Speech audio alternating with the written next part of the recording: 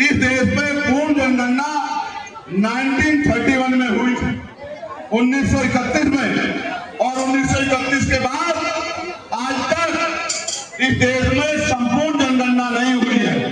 अगर जनगणना होती भी है तो SC/ST के लोगों की होती है। SC/ST के लोगों की जनगणना तो होती है, लेकिन OBC और सामान्य जाति के और मुस्लिम समाज के और अन्य जो धार्मिक अल्पसंख्यक है उनकी गणना नहीं होती। आज हम लोग आजादी के 75 साल के भारत में हैं। देश जो है डिजिटल इंडिया की तरफ बढ़ रहा है। देश में सरकारें कहती हैं कि हम चांद पर जा रहे हैं, मंगल पर जा रहे हैं, लेकिन जमीन पे क्या हाल है उसको जानने के लिए जातिवार गणना होनी बहुत जरूरी है। जब हमने इस विषय को उठाने का काम किया और पार्लियामेंट में भी मेरे जरिए बार बार जातिवार जनगणना की बात हुई, तो सरकार ने जातिवार गणना की घोषणा कर दी। लेकिन हमारी मांग है कि जातिवार गणना के साथ साथ उसमें आर्थिक आंकड़े भी जारी किए जाएं। जातिवार जनगणना कराई जाए और उसके आर्थिक आंकड़े जारी किए जाएं कि किसके पास बस है, किसके पास ट्रेन है, किसके पास 4 पहियों की गाड़ी है, किसके पास 2 पहियों की गाड़ी है, किसके पास रहने के लिए मकान है, किसके पास खेती योग्य जमीन है, किसके पास उद्योग धंधे हैं, किसके पास प्राइवेट रोजगार है। कौन ऐसा है जो भूखा सो रहा है, कौन ऐसा है जिसके पास छत नहीं है, कौन ऐसा है जिसके पास जमीन नहीं है, और कौन ऐसा है जिनको सरकार कहते हैं कि 80 करोड़ लोग सस्ता राशन 5 किलो राशन लेके देश उन्नति की तरफ आगे बढ़ रहा है। तो जब जातिवार गणना होगी और उसके आर्थिक आंकड़े जारी होंगे, मैं ये भी जानता हूं कि गर्मी बहुत है, इस बात को मैं समझ रहा हूं, लेकिन मैं ये मानता हूं कि इस गर्मी का मुकाबला करने की हिम्मत भी आपके अंदर बहुत है या नहीं है? लड़ लोगे गर्मी से, नहीं लड़ लोगे?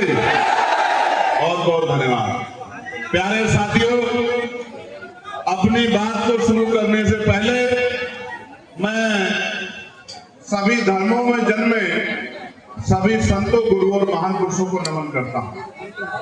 और मैं नमन उनको इसलिए करता हूं क्योंकि मैं मानता हूं कि अगर आज मैं इस मंच पर खड़ा हूं और आप सब लोग मुझे सुन रहे हैं, इस मंच पर एक से एक जनप्रतिनिधि इस क्षेत्र के सम्मानित लोगों को बैठकर सम्मान प्राप्त करने का अवसर पैदा हुआ है, तो ये तमाम महापुरुषों के संघर्ष से हुआ है, जिन महापुरुषों ने अपना सब कुछ, अपना परिवार, कारोबार, जीवन, खुशियां सब कुछ दांव पे लगा दिया, और उनके दांव पे लगाने की वजह से आज हम लोग जो हैं सुख सुविधा सम्मान का जीवन जीने, और जिन तक सुख सुविधा नहीं पहुंची है उन तक सुख सुविधा पहुंचाने के लिए संघर्ष कर रहे हैं। जगत गुरु सदगुरु रविदास जी महाराज, गुरु नानक देव, भगवान वाल्मीकि महाराज, गुरु कबीर जी,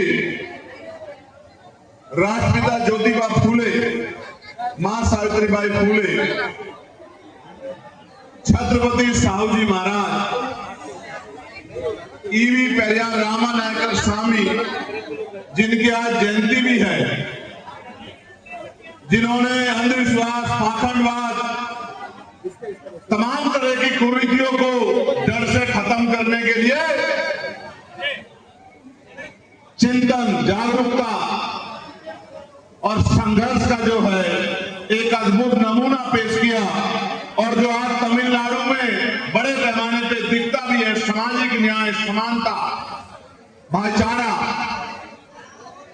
मैं पुनः ईवी पेरियार रामानायकर स्वामी जी को उनकी जयंती के अवसर पर नमन करता हूं, और उनके अधूरे काम को पूरा करने का संकल्प भी आज इस मंच से लेता हूं।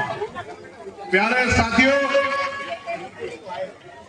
पेरियार लाल यादव, बाबू जगदेव प्रसाद कुशवाहा, जननायक कर्पूरी ठाकुर, डॉक्टर बाबा साहब अम्बेडकर, महामना रामसु वर्मा, चौधरी महाराज सिंह भारती, आप अच्छे लोग नहीं हो सकते हैं। जिनके अंदर गंभीरता नहीं है वो अच्छे लोग नहीं हो सकते। अच्छा बनने के लिए उनको अपने अंदर गंभीरता पैदा करनी पड़ेगी। जो आगे 3-4 बच्चे खड़े, उनको अपने अंदर गंभीरता पैदा करनी पड़ेगी, तब जाके आप अच्छे कहलाओ। प्यारे साथियों, प्रभु जन सम्मेलन के जरिए हमारी जो आखिरी वो थी, उस पर मैं आपकी सहमति चाहता हूं। इस देश में लंबे समय से ईवीएम से चुनाव हो रहे हैं और ईवीएम के ऊपर आम जनता को भरोसा नहीं। और लोकतंत्र एक सबसे बड़ी शक्ति है। अगर उसमें आम जनता का भरोसा कम हो रहा है तो मैं जनता से पूछना चाहता, चुनाव ईवीएम के जरिए होना चाहिए या बैलेट पेपर के जरिए? ईवीएम के या बैलेट पेपर के? दोबारा बताओ जोर से। उसके ऊपर भेजो, गर्मी बहुत है, उसको इधर भेजो, उसको उसकी मां को इधर बैठ जाएंगे, इधर भेजो, भेजो से वापस आ जाओ। पानी पिलाओ तो नहीं, छोटा, बहुत छोटा।